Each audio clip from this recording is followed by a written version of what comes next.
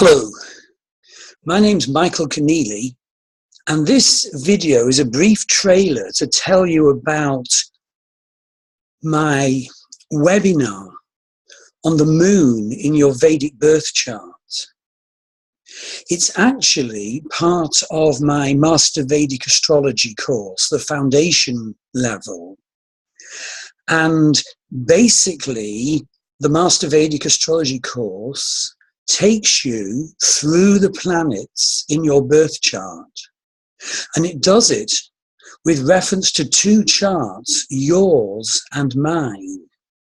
And so in that way, you build up a very sound and thorough repertoire of how to interpret the Vedic birth chart. And it's very grounded because, of course, it relates to the lives of two flesh and blood real people. The understanding you can get from Vedic astrology is immense. It's like putting the pieces of a jigsaw together.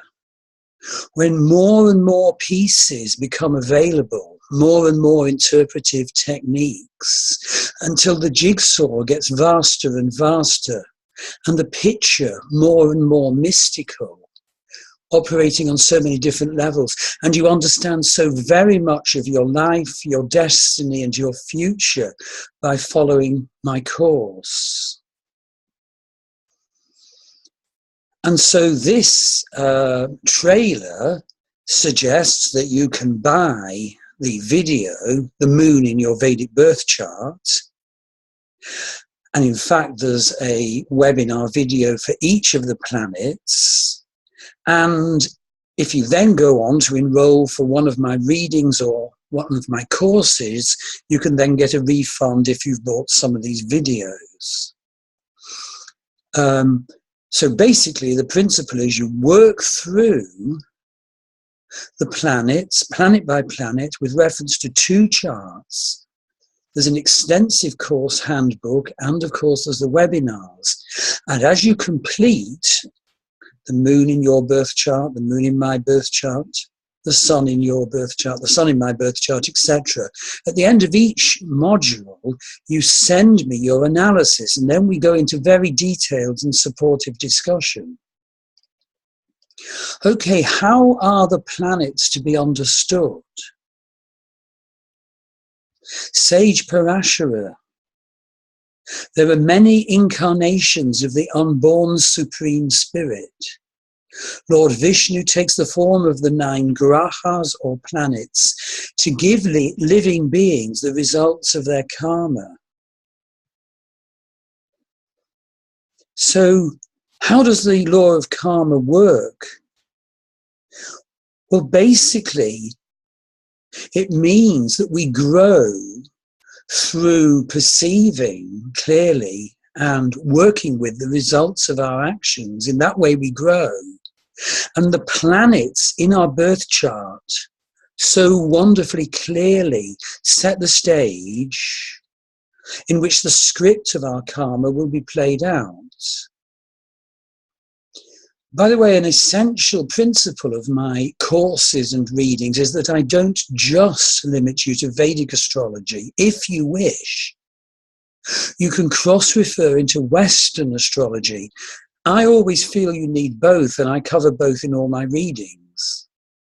And the reason is that modern Western astrology, when it's done well, is hugely validly psychodynamic. And also, modern Western evolutionary astrology shows how our psychological self is the outworking of previous lives, of lessons to learn from life to life. And indeed, there does come a point where the psychodynamic Western astrology actually joins the more karmic Vedic astrology into an incredibly powerful statement of your birth, the script you come to work with, and of your predictive astrology. Okay, the webinar video on the moon, which this is the trailer for, starts off by comparing the sun and the moon in your birth chart and mine, the two luminaries. So basically, the sun and the moon represent father and mother. And in order to predict about the effects of our parents in our destinies and lives, the Vedic birth chart provides the most wonderful assessment of the strengths and weaknesses of these two planets. So much of our lives is understanding the effect of our parents, healing it, empowering ourselves, transcending it. So what's the sun? Well, on the lower level, it's our ego, our impulses towards power, prestige, fame, authority, and so forth. And on a higher level, it's our aspirations and creativity, who we really are. A portion of the divine spark, our Atma. And of course, in terms of family relationships, the sun is father, his influence, our relationship to him. But actually, the moon is the single most important planet in the Vedic birth chart.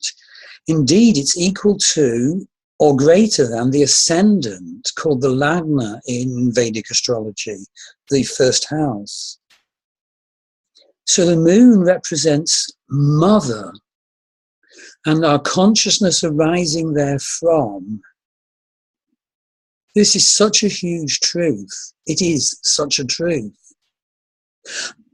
Understanding it is like a major task in our lifetime. It's like peeling many, many skins off the onion so that we can view our mind and our consciousness arising therefrom from an increasingly enlightened standpoint. That's not to negate our life on the physical and psychomental realm. We came here to manifest certain tasks, to manifest certain skills, but we have to view all those detriments and great sparks and skills from an enlightened standpoint. We can't just view it from a purely mundane standpoint. So, taking the comparison just a little further in this trailer, the sun is the causal body, the will of the soul. The moon is the astral body. The moon is the field of impressions. Past karma is operative behind our present incarnation. The sun is the present and our future. The moon is our past. The sun shows what we are and what we're meant to be. The moon shows who we have been and what we bring with us to this, from the past to this present. So, the moon webinar video then goes on to show some of the evaluative procedures, the techniques by which you evaluate a planet in your birth chart, in this case the moon. You get the full list in your course document and you apply it to each of the planets, your moon, my moon, and so forth. So just to mention a very few of them, well, there's a very valuable technique of whether a planet is a malefic or a benefic. And indeed, how some benefic planets can manifest malefically in our lives unless we understand them. So Jupiter is the great benefic, but he can be malefic. He becomes all glitzy and hyper, and is much stronger than the other bits of us. The Vedic chart will tell you that. You then learn to heal and empower from that perception. That's the thing about my readings and my courses. They aren't just statements. They aren't just, ranted, legalistic Vedic astrology pronouncements. Always they link to, well, how can I heal this? How can I empower?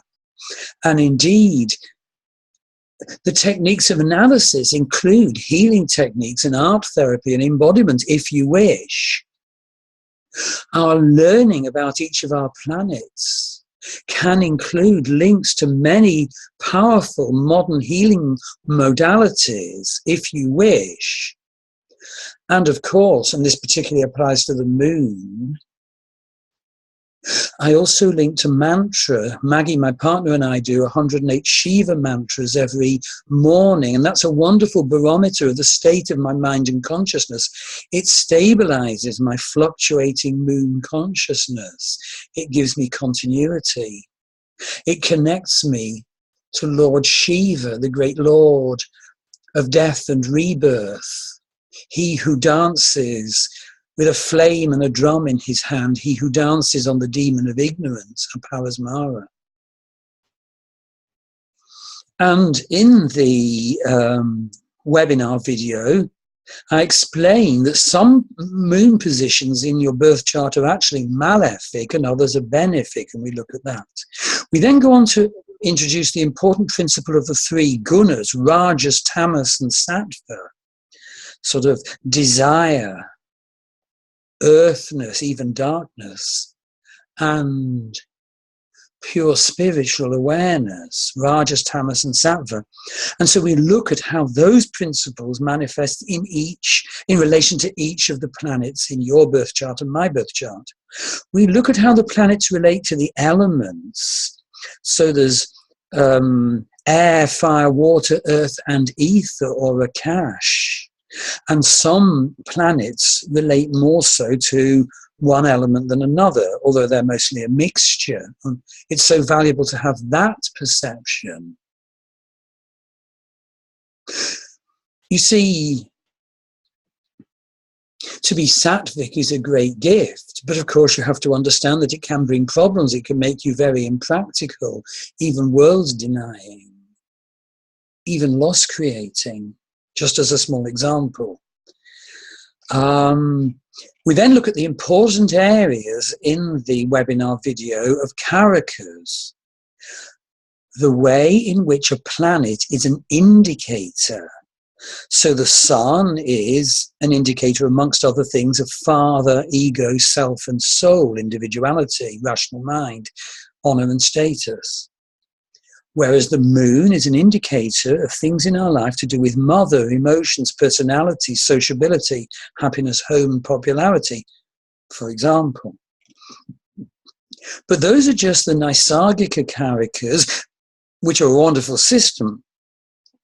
But in my Vedic astrology courses, I do go on to Jaimini astrology. Jaimini astrology moves beyond Parashara astrology.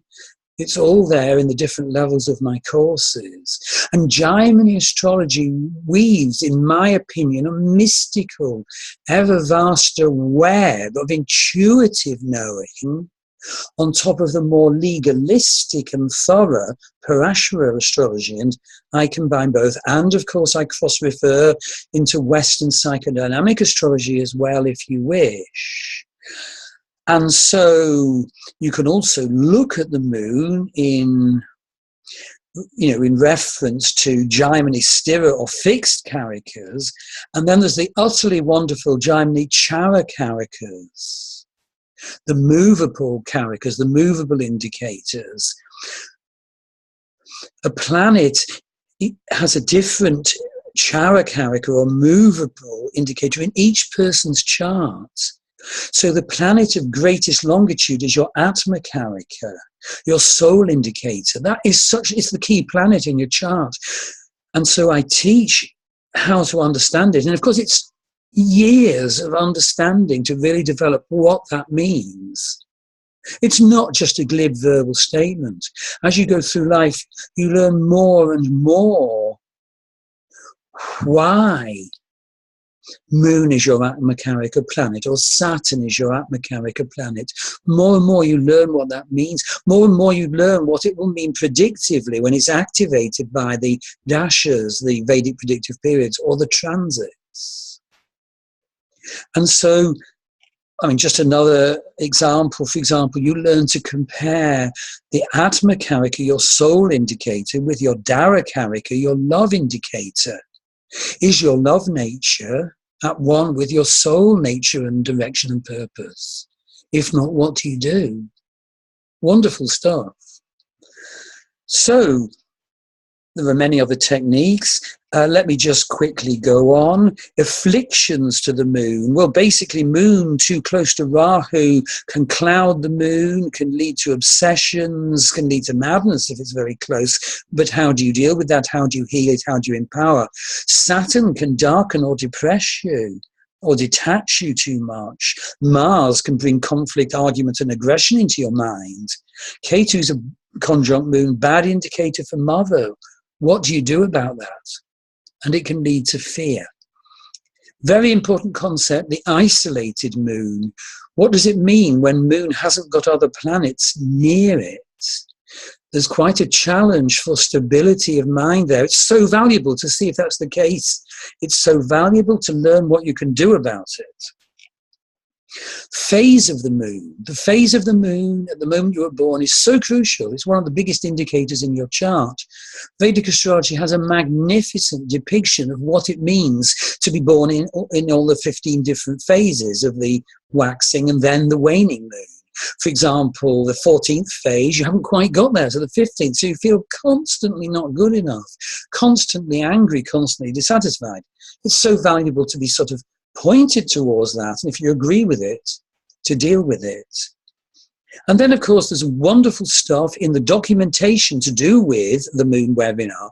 What does it mean to have moon in each of the 12 houses? What does it mean to have moon in each of the 12 signs?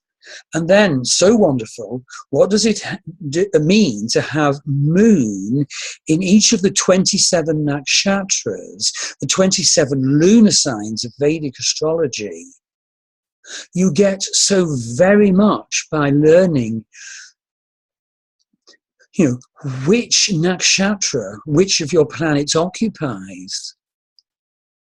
And there's in my level 2 Vedic Astrology course, Nakshatras Advanced course, there are wonderful techniques for assessing the impact on you, from having a nakshatra counting from your moon nakshatra, your Janma nakshatra. For example, the 25th nakshatra from the one occupied by the moon in your birth chart is your Manasha nakshatra, your state of mind, your defect state of consciousness.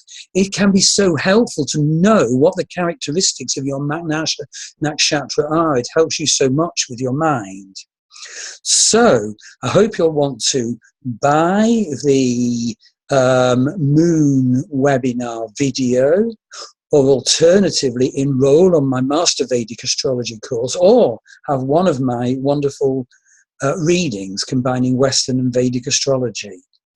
So that's it for now, and I hope you found value and inspiration in this sharing. Thank you very much.